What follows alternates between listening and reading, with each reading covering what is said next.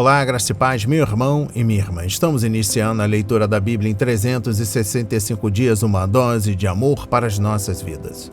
Hoje, no 175º dia, trago para leitura e comentários bíblicos os livros de 2 de Samuel, capítulo 19, o livro do profeta Isaías, capítulos 9 e 10, e o livro 1 de João, capítulo 4.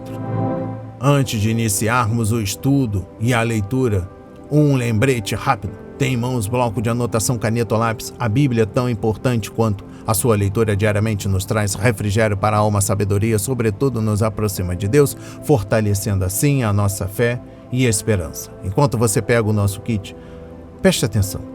Todos nós temos a necessidade de estarmos em comunhão com Deus diariamente. Comunhão esta, através da leitura da Bíblia, ouvir os nossos devocionais.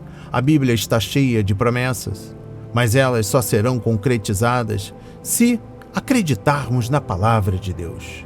Precisamos acreditar na palavra de Deus. Alimente a sua fé, meu irmão, minha irmã. A palavra tem muito mais força do que as coisas contrárias. Estamos vivendo um tempo em que devemos abrir os olhos. Satanás não está aqui para roubar o seu carro, a sua roupa, seu relacionamento, o seu apartamento. Ele vem para roubar esta semente agora, a leitura da Bíblia, a sua fé e os propósitos que Deus já estabeleceu para a sua vida. Precisamos incentivar nossos parentes e amigos queridos a lerem a Bíblia e estudar. A Bíblia Sagrada nos faz gerar a fé, nos faz ter o alimento, a cura, a restauração. E a compreensão da leitura da Bíblia, da Palavra de Deus, vem através da revelação do Espírito Santo. Senhor, revele a compreensão de Sua Palavra. Senhor, me dê compreensão de Sua Palavra. Em nome de Jesus, amém. Se desconecte de tudo e permita que a Palavra do Senhor adentre em vossos corações. Vamos para a leitura no livro 2 de Samuel, capítulo 19.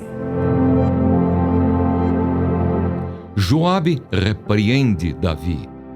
Disseram a Joabe: eis que o rei anda chorando e se lamentando por Absalão.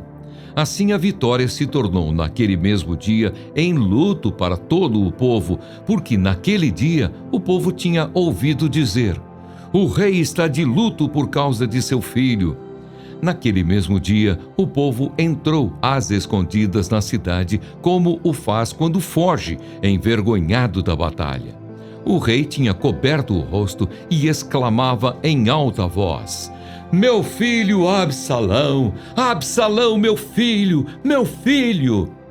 Então Joabe entrou na casa do rei e lhe disse: hoje o rei envergonhou a face de todos os seus servos, que hoje mesmo livraram a sua vida, a vida de seus filhos e de suas filhas, e a vida de suas mulheres e de suas concubinas. Você ama os que o odeiam e odeia os que o amam. Hoje dá a entender que os seus comandantes e soldados não têm qualquer valor. Porque agora entendo que, se Absalão estivesse vivo e todos nós hoje estivéssemos mortos, então você estaria contente. Agora levante-se, saia e diga uma palavra de encorajamento aos seus soldados. Juro pelo Senhor que, se não sair, nem um só homem ficará com você esta noite. E este mal seria maior do que todos que têm vindo sobre você desde a sua mocidade até agora. Então o rei se levantou e sentou junto ao portão da cidade. E anunciaram isso a todo o povo, dizendo: eis que o rei está sentado junto ao portão da cidade. E todo o povo veio apresentar-se diante do rei. Ora, Israel havia fugido, cada um para a sua tenda. Todo o povo, em todas as tribos de Israel, andava discutindo entre si, dizendo: o rei nos tirou das mãos de nossos inimigos, livrou-nos das mãos dos filisteus, e agora fugiu da terra por causa de Absalão. Absalão, a quem ungimos sobre nós, morreu na batalha. Agora por que vocês estão calados e não fazem com que o rei volte? Davi volta para Jerusalém. Então o rei Davi mandou dizer aos sacerdotes Zadoque e Abiatar: perguntem aos anciãos de Judá: Por que vocês seriam os últimos a trazer o rei de volta ao seu palácio, visto que aquilo que todo Israel dizia já chegou aos ouvidos do rei? Vocês são meus irmãos, são do mesmo povo que eu. Por que então seriam os últimos a trazer o rei de volta? Digam a Amasa: você não é da mesma família que eu? Que Deus me castigue se você não vier a ser para sempre comandante do meu exército em lugar de Joabe. Com isto, o rei moveu o coração de todos os homens de Judá como se fossem um só homem, e mandaram dizer ao rei: volte com todos os seus servos. Então o rei voltou e chegou ao Jordão. E os homens de Judá foram a Gilgal para encontrar-se com o rei, a fim de fazê-lo passar o Jordão. Simei se encontra com Davi. Simei, filho de Gera, benjamita, que era de Baurim, apressou-se e desceu com os homens de Judá a encontrar-se com o rei Davi. Com ele estavam 1000 homens de Benjamim, bem como Ziba, servo da casa de Saul, acompanhado de seus 15 filhos e seus 20 servos. Entraram no Jordão à vista do rei e o atravessaram, para fazerem passar a casa real e para fazerem o que lhe era agradável. Então Simei, filho de Gera, prostrou-se diante do rei, quando este ia passar o Jordão, e lhe disse: que o meu senhor, o rei, não me tenha por culpado, nem se lembre do mal que este seu servo cometeu no dia em que o rei, meu senhor, saiu de Jerusalém. Que o rei não guarde isso em seu coração, porque este seu servo sabe que pecou. Por isso, de toda a casa de José, sou hoje o primeiro que veio encontrar-se com o rei, meu senhor. Então Absai, filho de Zeruia, disse: será que Simei não deveria morrer pelo que fez? Ele amaldiçoou o ungido do Senhor. Porém Davi disse: que tenho eu a ver com vocês, filhos de Zeruia? Querem agora se tornar meus adversários? Morreria alguém hoje em Israel? Será que eu não sei que hoje novamente sou rei sobre Israel? Então o rei disse a Simei: você não será morto. E o rei jurou que seria assim. Mefibosete se encontra com Davi. Também Mefibosete, neto de Saul, desceu a encontrar-se com o rei. Ele não tinha tratado dos pés, nem aparado a barba, nem lavado as roupas, desde o dia em que o rei tinha saído até o dia em que voltou em paz. Quando ele chegou de Jerusalém para encontrar-se com o rei, este lhe perguntou: por que você não foi comigo, Mefibosete? Ele respondeu: ó rei, meu senhor, o meu criado me enganou, porque este seu servo dizia: vou mandar preparar um jumento e montarei nele para ir com o rei. Porque este seu servo é coxo. Além do mais, o meu criado falsamente acusou este seu servo diante do rei, meu senhor. Porém o rei, meu senhor, é como um anjo de Deus, que faça o que achar melhor. Porque toda a casa de meu pai era digna de morte diante do rei, meu senhor. Mas o rei pôs este seu servo entre os que sentam à sua mesa para comer. Que direito ainda tenho? Que mais posso pedir ao rei? Então o rei disse: por que você ainda fala dos seus negócios? Eu decido que você e Ziba repartam as terras. Mas Mefibosete disse ao rei: que ele fique com tudo, uma vez que o rei, meu senhor, já voltou em paz à sua casa. Barzilai se encontra com Davi. Também Barzilai, o gileadita, desceu de Rogelim e passou com o rei o Jordão, para o acompanhar até o outro lado. Barzilai era bem velho, da idade de 80 anos. Ele havia sustentado o rei quando este estava em Maanaim, porque era um homem muito rico. O rei disse a Barzilai: venha comigo, e eu o sustentarei em Jerusalém. Mas Barzilai respondeu ao rei: Quantos serão ainda os dias dos anos da minha vida? Não vale a pena subir com o rei a Jerusalém. Hoje tenho 80 anos. Poderia eu discernir entre o que é bom e o que é mau? Poderia este seu servo perceber o sabor do que come e do que bebe? Poderia eu ainda ouvir a voz dos cantores e cantoras? E por que este seu servo se tornaria ainda um peso ao rei, meu senhor? Este seu servo irá com o rei só um pouco além do Jordão. Por que o rei iria me retribuir com tal recompensa? Deixe que este seu servo volte, e morrerei na minha cidade, e serei sepultado junto de meu pai e de minha mãe. Mas aqui está o seu servo Quimã. Deixe que ele passe com o rei, meu senhor. Faça por ele o que achar melhor. O rei respondeu: Quimã passará comigo, e eu farei por ele o que você achar melhor. E tudo o que você me pedir, isso farei por você. Todo o povo passou o Jordão, e o rei também passou. E o rei beijou Barzilai e o abençoou. E Barzilai voltou para casa. Discussão entre Israel e Judá. Dali o rei foi para Gilgal, e Quimã foi com ele. Todo o povo de Judá e metade do povo de Israel acompanharam o rei. Eis que todos os homens de Israel vieram falar com o rei e lhe disseram: Por que os nossos irmãos, os homens de Judá, roubaram o rei e o trouxeram para este lado do Jordão, com a casa dele e todos os servos de Davi? Então todos os homens de Judá responderam aos homens de Israel: Porque o rei é nosso parente. E por que estão irados por causa disso? Será que comemos à custa do rei, ou ele nos deu algum presente? E os homens de Israel responderam aos homens de Judá e disseram: Nós temos 10 vezes mais direito sobre o rei do que vocês, e Davi é mais nosso do que de vocês. Por que então fizeram pouco caso de nós? Não fomos nós os primeiros a falar em trazer o nosso rei de volta? Porém, a palavra dos homens de Judá foi mais dura do que a palavra dos homens de Israel. Amém.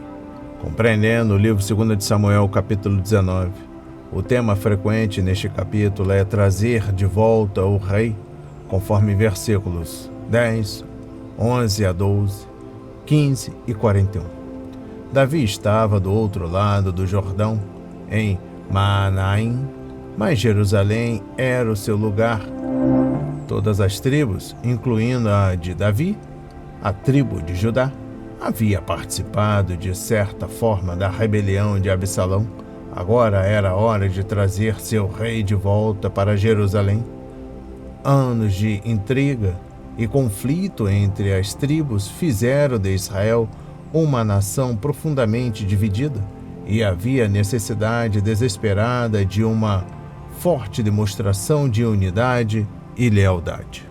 Compreendendo o versículo 1, o problema de Davi não era que ele sofria por seu filho, pois o luto é uma reação muito humana e as lágrimas fazem parte da cura. Seu problema era que ele sofria demasiadamente e não se permitia ser consolado. A resposta de Davi era anormal. Ele negligenciou a si mesmo e as suas responsabilidades e teve de ser firmemente repreendido por Joabe antes de tomar medidas para voltar para Jerusalém e salvar o reino. Seus problemas não haviam terminado, mas o Senhor iria fortalecê-lo para ser o governante que Deus queria. O Senhor pode curar um coração partido se lhe dermos todos os pedaços e lhe obedecermos pela fé. Exposição bíblica dos versículos 5 a 7. O discurso curto, mais incisivo, de Joabe trouxe o rei de volta à realidade, e Davi ocupou o seu lugar junto à porta da cidade, onde seus homens se aproximaram dele e onde ele reconheceu-lhes o serviço corajoso. Davi provavelmente ainda não sabia que quem havia planejado a morte e o enterro de Absalão era Joabe. Do contrário, sua resposta poderia ter sido diferente. Não demorou muito para Davi descobrir que Joabe e seus homens haviam feito, e isso contribuiu para que o rei nomeasse precipitadamente Amasa como general do exército, conforme versículo 13 e também 1 de Reis, capítulo 2, versículo 5. Compreendendo o versículo 8, o único elemento que fala em todo o episódio de Absalão é Davi buscando a vontade do Senhor enquanto tomava decisões. Davi, quando mais jovem, invocava o Senhor ou pedia conselhos a um profeta, mas, com exceção de sua oração em 2 de Samuel, capítulo 15, versículo 31, não vemos pedindo direção divina. Sem dúvida, os Salmos do Deserto, capítulo 61 a 63, e outros, registram suas preocupações e orações. Por isso, sabemos que ele não estava dependendo somente de si mesmo e de seus líderes. Contudo, gostaríamos que Davi tivesse buscado a direção de Deus enquanto lidava com Absalão e os problemas que ele criou. Em se tratando de lidar com seus filhos, Davi precisava de toda a ajuda que pudesse receber, mas talvez ele não admitisse isso. Só que nunca é tarde demais para Deus agir. Exposição bíblica dos versículos 9 a 15. O medo de retaliação de Davi, rixas entre os grupos e atrito nas tribos continuaram a fermentar as coisas em todo Israel. Davi sabia que o problema só aumentaria se ele esperasse muito tempo para recuperar sua cidade e seu trono. Assim, marchou em frente. Afinal, ele era o rei ungido de Deus, conforme versículo 22, e não precisava convocar um plebiscito antes de retornar o cetro caído. A nação precisava da determinação de Davi.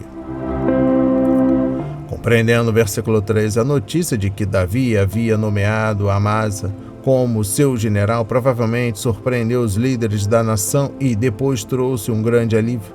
Aquilo significava que Davi estava perdoando todos os oficiais que haviam seguido Absalão. Amasa havia sido o general de Absalão, encarregado de procurar Davi e destruí-lo, mas agora Davi estava tornando seu sobrinho e primo de Joabe o líder do seu grande exército. Por que Davi substituiu Joabe? Primeiro, o rei descobriu que Joabe havia matado Absalão em desobediência às suas ordens. Mesmo obedecendo à morte, Absalão poderia ter sido capturado vivo e levado até Davi para ser punido mais tarde. Além disso, Joabe não tinha autoridade para desafiar seu soberano e agir como juiz e executor. Se Joabe fez isso com o filho do rei, o que ele poderia fazer com o próprio rei? Isso apresenta uma segunda razão pela qual Davi substituiu o comandante do exército. A autoridade de Joabe estava aumentando aos poucos, desde que Davi ouviu que deveria deixar de iniciar pessoalmente uma guerra, conforme capítulo 21, versículos 15 a 17. Exposição bíblica dos versículos 15 a 23. É claro que Simei merecia ser morto pela forma como havia tratado Davi, conforme Êxodo 22, versículo 28, e Abissai estava disposto a fazer o trabalho. Contudo, Davi deteve seu sobrinho, assim como havia feito antes, em 2 de Samuel, capítulo 16, versículo 9. A primeira vez que Davi deteve Abissai foi motivado pelo que o Senhor havia dito a Simei para amaldiçoar o rei.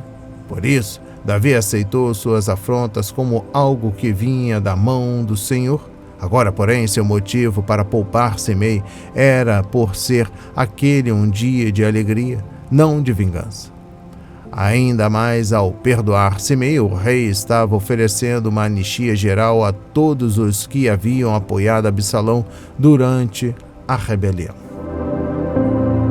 Compreendendo o versículo 23, Davi cumpriu sua palavra e não ordenou que Simei fosse morto por seu crime, mas, quando estava prestes a morrer, ele disse a Salomão para ficar de olho em Simei, conforme 1 de Reis, capítulo 2, versículos 8 e 9. Salomão colocou-o em prisão domiciliar e lhe ordenou que não saísse de Jerusalém. Então, quando Simei desobedeceu ao rei, foi preso e morto, conforme 1 de Reis, capítulo 2, versículos 36 a 46. A fraqueza de Simei era resistir à autoridade e tratar os ministros designados por Deus com desprezo, conforme Judas, número 8. E foi por isso que Davi preveniu Salomão. Simei não apreciava a misericórdia de Davi nem a bondade de Salomão, e sua independência e arrogância finalmente o alcançaram. Exposição bíblica dos versículos 24 a 30. Quando Davi estava fugindo de Jerusalém, Ziba apareceu sem seu senhor e trouxe ajuda para Davi e seu povo. Naquela época, Davi tomou uma decisão impulsiva e deu toda a terra a Ziba, conforme capítulo 16, versículos 1 a 4. Ziba também veio ajudar Davi a atravessar o rio e voltar para casa, capítulo 19, versículo 17. Desta vez, Mefibosete queria uma oportunidade para falar pessoalmente com Davi, negar as mentiras anteriores de Ziba e afirmar sua lealdade ao rei. O que ele fez? Davi percebeu que havia sido enganado por Ziba ao dividir a terra entre Ziba e Mefibosete. Davi estava tomando o caminho mais fácil que salvou sua honra e, em parte, inverteu a sua solução impulsiva anterior.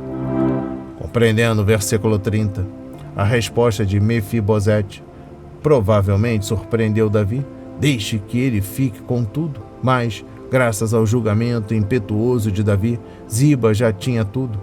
Esta situação nos lembra o caso do bebê que Salomão teve de resolver, 1 de Reis, capítulo 3, versículos 16 a 28, quando ele propôs dividir a criança ao meio. A verdadeira mãe protestou e foi assim que Salomão descobriu quem falava a verdade. Ao contrário de um bebê vivo, a terra não sofre danos enquanto é dividida, mas Davi talvez estivesse testando Mefibosete para ver onde estava o coração dele. O texto não diz, mas talvez Mefibosete tenha recebido toda a terra, como no contrato original. De qualquer maneira, o príncipe aleijado recebeu cuidados enquanto Ziba trabalhava na terra. Exposição bíblica dos versículos 31 a 40. Davi quis recompensar Barzilai por cuidar dele em seu palácio em Jerusalém, mas Barzilai gentilmente recusou a oferta de Davi, alegando que estava velho demais. As pessoas mais velhas não gostam de arrancar suas raízes e se mudar para outro lugar. Normalmente desejam morrer em casa e ser enterrada com seus entes queridos. Com sua idade, Barzilai não poderia desfrutar dos prazeres especiais da vida na corte e seria apenas um fardo para o rei, que já tinha coisas suficientes em que pensar. No entanto, Barzilai estava disposto a deixar seu filho, Quimã, tomar seu lugar, conforme versículo 3 e 1 de Reis, capítulo 2, versículo 7, e ir viver em Jerusalém. Barzilai queria que os outros desfrutassem daquilo de que ele não precisava. E eu encerro a compreensão do livro 2 de Samuel, capítulo 19, com a exposição bíblica dos versículos 41 a 43. A crise traz o que há de melhor em algumas pessoas e revela o que há de pior em outras. Os representantes das tribos se reuniram em Gilgal para escoltar seu rei de volta a Jerusalém, só que, em vez de se alegrarem com a vitória que Deus tinha dado ao seu povo, as tribos começaram a brigar entre si. A animosidade entre Judá e Israel tinha raízes profundas, assim como os conflitos políticos que hoje dividem muitos países. Quando o rei Saul reuniu seu primeiro exército, a divisão foi entre Israel e Judá, conforme 1 de Samuel capítulo 11, versículo 8, e continuou durante todo o seu reinado. 1 de Samuel capítulo 15, capítulo 17, versículo 52 e capítulo 18, versículo 16. Após a morte de Saul, as 10 tribos de Israel seguiram Isbosete, seu filho, enquanto Judá seguiu Davi, conforme 2 de Samuel, capítulo 2, versículos 10 a 11. Esta rivalidade tribal existiu até nos dias de Davi, conforme capítulo 11, versículo 11, capítulo 12, versículo 8. Como disse Jesus, todo reino dividido contra si mesmo será arruinado, e toda cidade ou casa dividida contra si mesma não subsistirá. Conforme Mateus 12, versículo 25. Quando Roboão se tornou rei após a morte de Salomão, seu pai, a divisão aumentou e o reino se dividiu em Judá e Israel. Vamos para a leitura no livro do profeta Isaías, capítulo 9 e capítulo 10.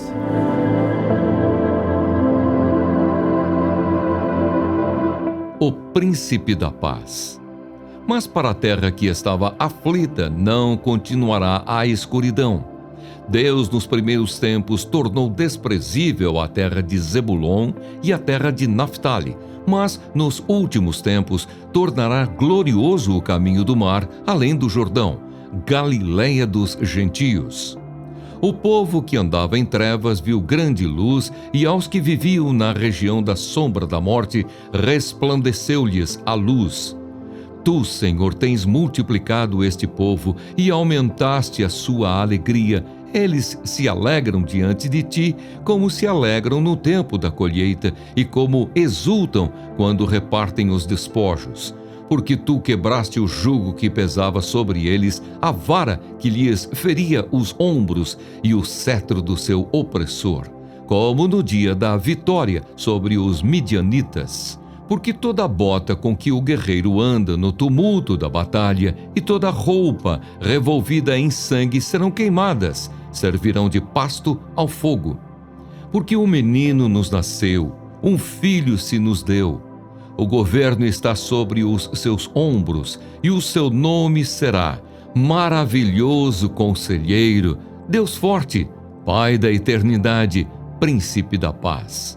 Ele estenderá o seu governo e haverá paz sem fim sobre o trono de Davi e sobre o seu reino, para o estabelecer e para o firmar com juízo e com justiça, desde agora e para sempre. O zelo do Senhor dos Exércitos fará isto. Profecia contra o reino de Israel. O Senhor enviou uma palavra contra Jacó e ela caiu em Israel. Todo o povo o saberá. Efraim e os moradores de Samaria, que com soberba e orgulho de coração dizem: os tijolos ruíram por terra, mas nós vamos reconstruir com pedras lavradas. Os sicômoros foram cortados, mas nós os trocaremos por cedros. Por isso o Senhor suscitou contra ele os adversários de Rezim e instigou os inimigos. Do Oriente vieram os sírios, do Ocidente vieram os filisteus, e devoraram Israel com a boca escancarada. Nem com tudo isto se desviou a ira de Deus, e a mão dele continua estendida. Mas este povo não se voltou para aquele que o feria, nem buscou o Senhor dos Exércitos. Por isso, num só dia, o Senhor corta de Israel a cabeça e a cauda, a palma e o junco. O ancião e o homem de respeito são a cabeça, e o profeta que ensina a mentira é a cauda. Porque os guias deste povo são enganadores, e os que por eles são guiados são destruídos. Por isso o Senhor não se alegra com os seus jovens, e não se compadece dos seus órfãos e das suas viúvas, porque todos eles são ímpios e maus, e todos falam tolices. Nem com tudo isto se desviou a ira de Deus, e a mão dele continua estendida.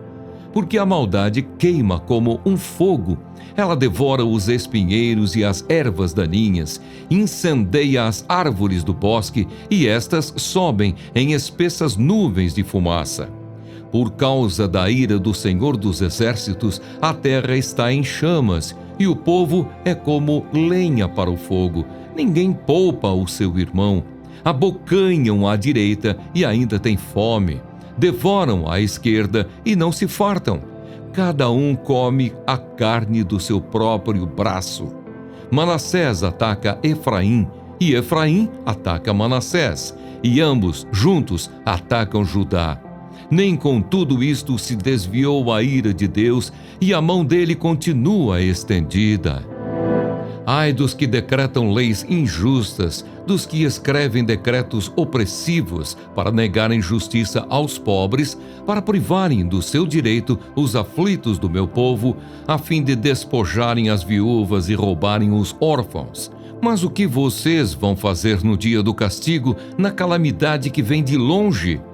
A quem vão pedir socorro e onde deixarão a sua glória? Nada mais lhes resta a fazer a não ser curvar-se entre os prisioneiros e cair entre os mortos.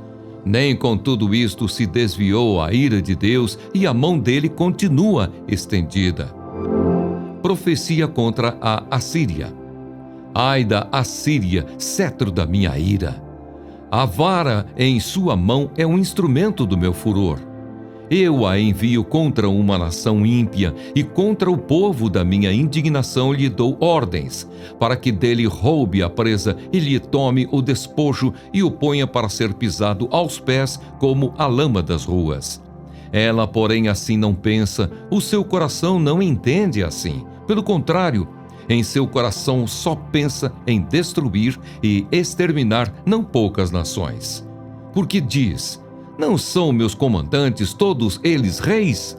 Não é Calno como Carquemes? Não é Ramate como Arpade? E Samaria como Damasco? O meu poder atingiu os reinos dos ídolos, ainda que as suas imagens de escultura eram melhores do que as de Jerusalém e do que as de Samaria. Será que não posso fazer com Jerusalém e os seus ídolos o mesmo que fiz com Samaria e os seus ídolos? Por isso, quando o Senhor tiver acabado toda a sua obra no Monte Sião e em Jerusalém, então castigará a arrogância do coração do rei da Assíria e o excessivo orgulho dos seus olhos. Porque o rei disse: eu fiz isso com o poder da minha mão e com a minha sabedoria, porque sou inteligente. Removi os limites dos povos, roubei os seus tesouros, e como valente, abati os que se assentavam em tronos. Meti a mão nas riquezas dos povos, como se mete a mão num ninho. E como se ajuntam os ovos abandonados, assim eu ajuntei toda a terra, e não houve quem batesse as asas, ou abrisse o bico, ou desse um pio. Será que o machado pode se gloriar contra aquele que corta com ele? Ou será que a serra pode se engrandecer contra o que a maneja? Seria como se o cetro movesse quem o segura, ou o bastão levantasse quem não é madeira. Por isso o Senhor dos exércitos, fará definhar os soldados deles, todos robustos, e debaixo da sua glória acenderá uma chama como a chama de fogo. Porque a luz de Israel virá a ser como fogo, e o seu santo como labareda que num só dia queimará e consumirá as ervas daninhas e os espinheiros da Assíria. Também destruirá totalmente a glória da sua floresta e do seu campo fértil, e será como quando um doente vai definhando. As árvores que restarem na sua floresta serão tão poucas que até uma criança poderá contá-las. Um resto voltará. Naquele dia, os restantes de Israel e os da casa de Jacó, que tiverem escapado, nunca mais se apoiarão naquele que os feriu, mas se apoiarão no Senhor, o Santo de Israel. Um resto voltará, sim, um resto de Jacó voltará para o Deus forte, porque ainda que o seu povo, ó Israel, seja como a areia do mar, apenas um resto voltará. Uma destruição está determinada, transbordante de justiça, porque essa destruição já determinada, o Senhor dos exércitos, a executará no meio de toda esta terra. Por isso, assim diz o Senhor dos exércitos: povo meu que mora em Sião, não tenha medo da Assíria, quando ela castigar você com uma vara e levantar contra você o seu bastão à maneira dos egípcios. pois daqui a bem pouco se cumprirá a minha indignação e a minha ira para a consumir. Porque o Senhor dos Exércitos suscitará contra ela um flagelo, como a matança de Midian junto ao rochedo de Horebe. O seu bordão estará sobre o mar, e ele o levantará como fez no Egito. Naquele dia o peso deles será tirado dos ombros de vocês, e o jugo deles será removido do pescoço de vocês, jugo que será despedaçado por causa da gordura. A Assíria vem a Aiate, passa por Migron e em Micmas larga a sua bagagem. Passa o desfiladeiro, aloja-se em Gebá, já Ramá treme. Gibeá de Saul foge. Grite bem alto, ó filha de Galim, escute, ó Laís, pobre Anatote. Madmená se dispersa, os moradores de Gebim fogem para salvar-se. Nesse mesmo dia, a Assíria parará em Nobe. Agitará o punho fechado para o monte da filha de Sião, a colina de Jerusalém. Mas eis que o Senhor dos Exércitos, cortará os ramos com violência. As árvores de grande porte serão derrubadas e as mais altas serão abatidas. Cortará com o machado as árvores da floresta e o Líbano cairá pela mão de um poderoso. Amém. Compreendendo o livro do profeta Isaías, capítulo 9, trago uma conexão do capítulo 9, versículo 1 ao capítulo 11, versículo 16. O nome, Sear-Jazub, conforme capítulo 7, versículo 3, significa um remanescente voltará, e o retorno do remanescente judeu à sua terra é um tema importante nesses capítulos, conforme capítulo 10, versículos 20 a 22, capítulo 11, versículos 11 a 12 e versículo 16. Quando a Assíria conquistou o reino do norte, Israel, Efraim, a nação nunca foi restaurada, mas se tornou o que conhecemos como Samária, após o cativeiro babilônico. Entre os anos 606 a 586 a.C., o povo de Judá teve outra oportunidade para se estabelecer na terra, e por meio dele o Senhor trouxe o Messias ao mundo. Se o remanescente não tivesse voltado, os planos do Senhor para redimir um mundo perdido poderiam ter sido frustrados. Quantas coisas dependia desse pequeno remanescente. Compreendendo o versículo 1.a, mesmo que as palavras do profeta não fossem ouvidas, Isaías e sua família seriam uma profecia viva que a nação não poderia ignorar. O nome de Isaías significa o Senhor é salvação, e isso faria o povo se lembrar de confiar que seu Deus iria libertá-lo. O nome do filho mais velho do profeta significa um remanescente voltará, e essa foi uma palavra de promessa quando a nação hesitava em sua fé, à beira da destruição.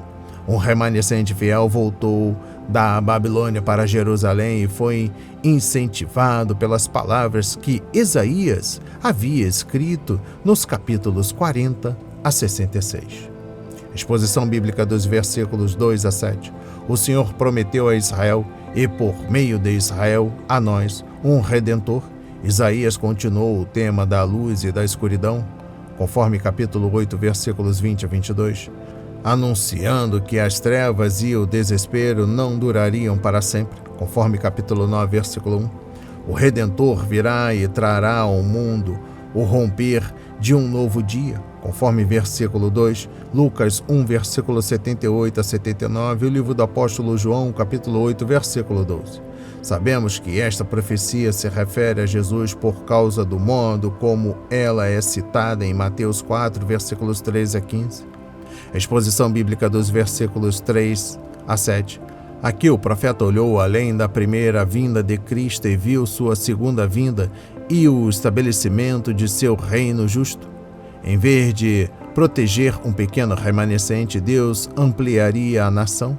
Em vez de sentirem tristeza, as pessoas se alegrariam como cefeiros depois de uma grande colheita, ou como soldados depois de uma grande vitória, ou ainda como prisioneiros de guerra depois de serem libertados de seu jugo de escravidão. É claro que parte disso ocorreu quando Deus derrotou a Assíria e libertou Jerusalém, conforme capítulo 37. Contudo, o cumprimento final ainda está por vir. Todos os arsenais bélicos serão destruídos, conforme capítulo 9, versículo 5, porque as nações não conhecerão mais a guerra, conforme capítulo 2, versículo 4. Compreendendo o versículo 6, Isaías declarou à humanidade: um menino nos nasceu e a divindade, um filho nos foi dado, do Senhor Jesus Cristo. O profeta então passou para a era do reino, quando o Messias governará do trono de Davi com retidão e justiça. Deus havia prometido a Davi que sua dinastia e trono seriam estabelecidos para sempre, conforme 2 Samuel capítulo 7, versículo 16. E isso literalmente se cumpriu em Jesus Cristo, conforme Lucas 1, versículo 32 a 33, e o livro do profeta Zacarias capítulo 9, versículo 9, que um dia reinará em Jerusalém. Exposição bíblica do versículos 6.b e 7. Seu nome é maravilhoso, então não haverá nada monótono com relação ao seu reinado. Como conselheiro, ele tem a sabedoria para governar com justiça e, como Deus poderoso, detém o poder de executar seus planos sábios. Pai eterno não sugere que o Filho também seja o Pai, pois cada pessoa da Trindade é distinta. A expressão Pai da Eternidade seria uma tradução melhor. Entre os judeus, a palavra Pai significa Criador ou fonte. Por exemplo, Satanás é o pai, autor da mentira, conforme João 8, versículo 44.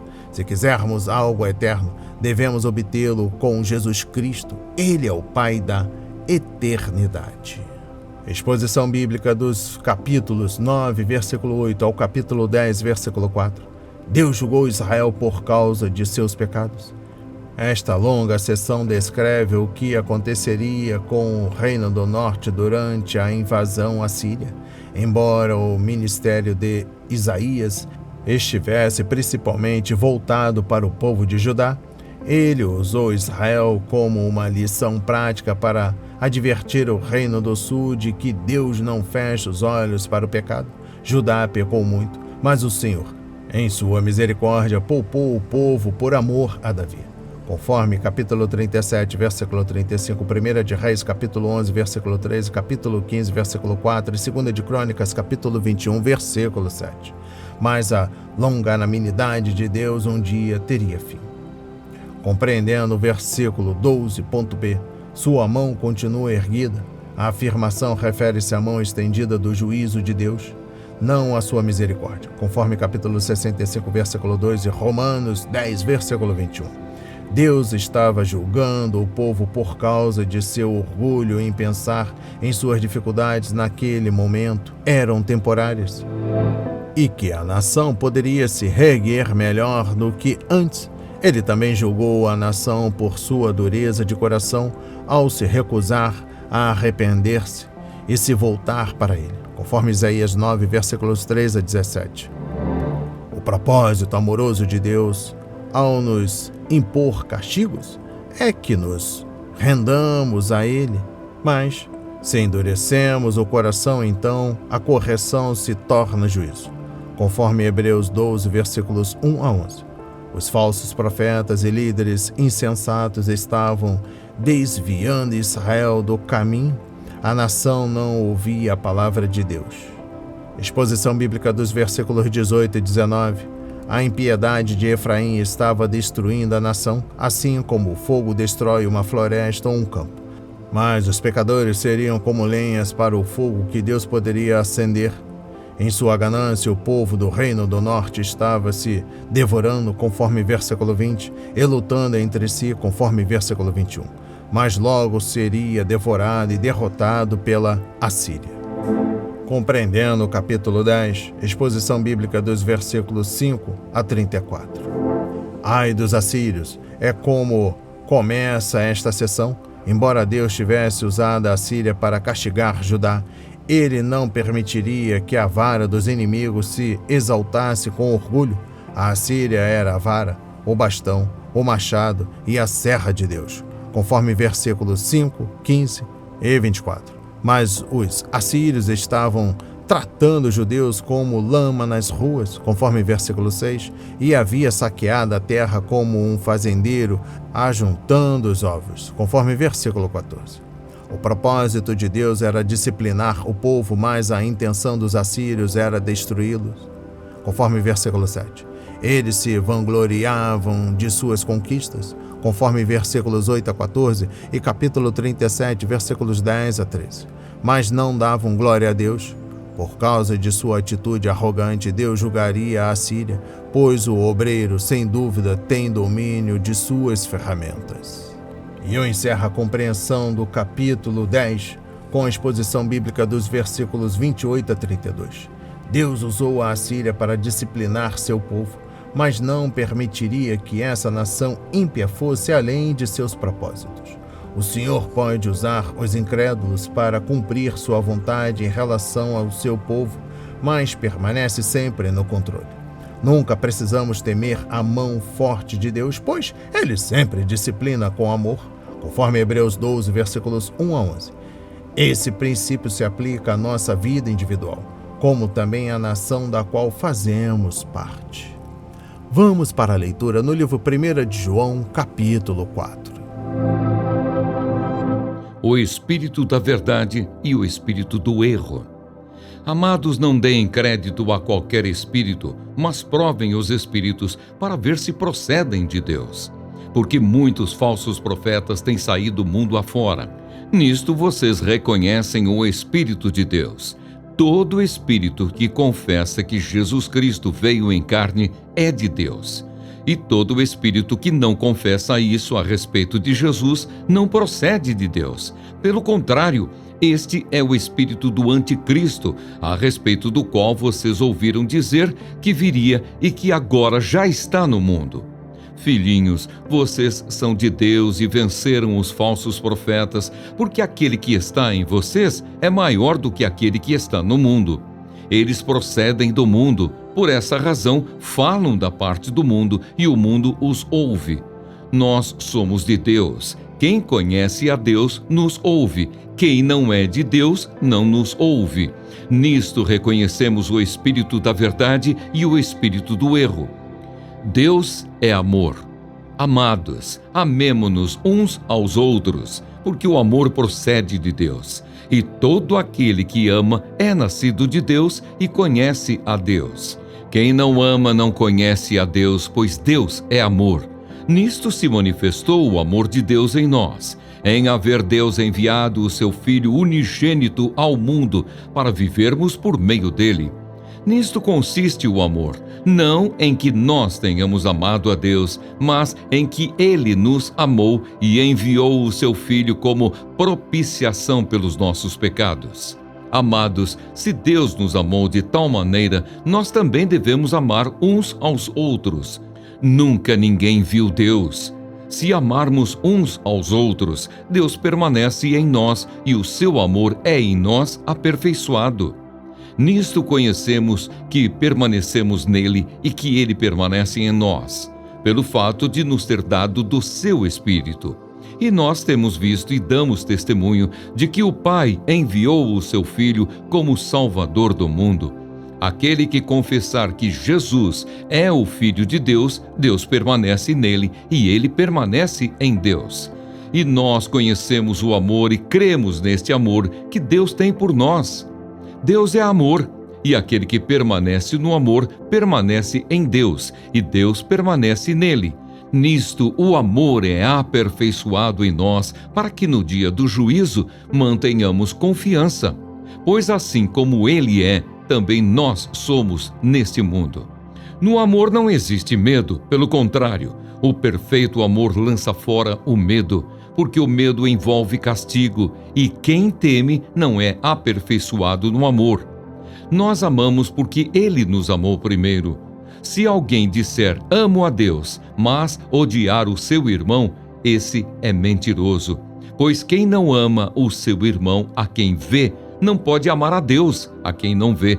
E o mandamento que dele temos é este: quem ama a Deus, que ame também o seu irmão. Amém. Compreendendo o livro 1 de João, capítulo 4, exposição bíblica dos versículos 7 a 16. Aqui descobrimos por que o amor é tão importante na vida que é real. Ele é um teste válido de nossa comunhão e de nosso relacionamento com Deus, porque Deus é amor. O amor faz parte do ser e da natureza de Deus. Se estamos unidos a Deus pela fé em Cristo, compartilhamos sua natureza e, uma vez que esta natureza é o amor, ele é a prova do vigor de nossa vida espiritual. Exposição bíblica dos versículos 7 e 8. A natureza de Deus é o amor. Uma pessoa que conhece a Deus é nascida dele, reagirá à natureza divina, assim como uma bússola aponta naturalmente para o norte. O cristão pratica naturalmente o amor porque ele é a natureza de Deus. Esse amor não será uma atitude forçada, será uma resposta natural. O amor de um cristão pelos irmãos e irmãs será prova do relacionamento como filho de Deus e da comunhão dessa pessoa com Deus. Exposição bíblica dos versículos 9 a 11. O fato de os cristãos amarem uns aos outros é evidência de sua comunhão com Deus e de sua adoção por Ele. Também é evidência de que eles conhecem ao Senhor. Sua experiência com Deus não é simplesmente um momento decisivo, é uma experiência diária que implica conhecê-lo cada vez mais. A verdadeira teologia, o estudo de Deus, não é uma mera disciplina pela qual se conhece doutrinas teologicamente, é antes uma emocionante experiência diária que nos torna semelhantes a Cristo. Exposição bíblica dos versículos 12 a 16. Deus é invisível. 1 Timóteo capítulo 1, versículo 17. E nenhum ser humano pode vê-lo em sua essência. Ele, Cristo, é a imagem do Deus invisível, conforme Colossenses 1, versículo 15. Assumindo um corpo humano, Jesus pôde revelar Deus a nós, mas Jesus não está mais aqui na terra. Como então Deus se revela ao mundo? Ora, Ele faz isso por meio da vida de seus filhos. As pessoas não podem ver Deus, mas podem nos ver. Se permanecermos em Cristo, amaremos uns aos outros, e nosso amor mútuo revelará o amor divino a um mundo necessitado. O amor de Deus será vivenciado em nós e, depois, expresso por nosso intermédio. Compreendendo o versículo 16, Deus é amor. Essa verdade nos é revelada na palavra, mas também foi demonstrada na cruz, onde Cristo morreu por nós. A realidade de que Deus é amor não é simplesmente uma doutrina na Bíblia, é um fato eterno, claramente demonstrado no Calvário, conforme Romanos 5, versículo 8. O Senhor disse algo para nós e fez algo por nós. Compreendendo o versículo 16.b, o israelita do Antigo Testamento olhava com admiração para o tabernáculo ou templo, porque a presença de Deus estava naquele edifício. Ninguém além do sumo sacerdote e, ainda assim, apenas uma vez por ano, tinha a ousadia de entrar no Santo dos Santos, onde Deus estava entronizado em glória. Contudo, temos o Espírito de Deus vivendo em nós. Permanecemos neste amor e vivenciamos Deus habitando em nós. E eu encerro a leitura da Bíblia em um ano e também a compreensão do livro 1 de João, capítulo 4, com a exposição bíblica dos versículos 17 a 19. Se as pessoas têm medo, isso acontece por causa de alguma coisa no passado que as assombra, algo no presente que as perturba, ou algo no futuro que elas consideram uma ameaça. Ou pode ser uma combinação dos três. O cristão em Jesus não precisa ter medo do passado, do presente ou do futuro, pois essa pessoa conheceu o amor de Deus e esse amor está sendo aperfeiçoado nela dia após dia. E nós nos identificamos tanto com Cristo como membros de seu corpo que nossa posição neste mundo é quanto com a posição exaltada dele no céu. As palavras de hoje foram semeadas para as nossas vidas, para a honra e a glória do Senhor. Receba este alimento diário, não hesite, compartilhe. Deus está interessado na minha e na sua dor.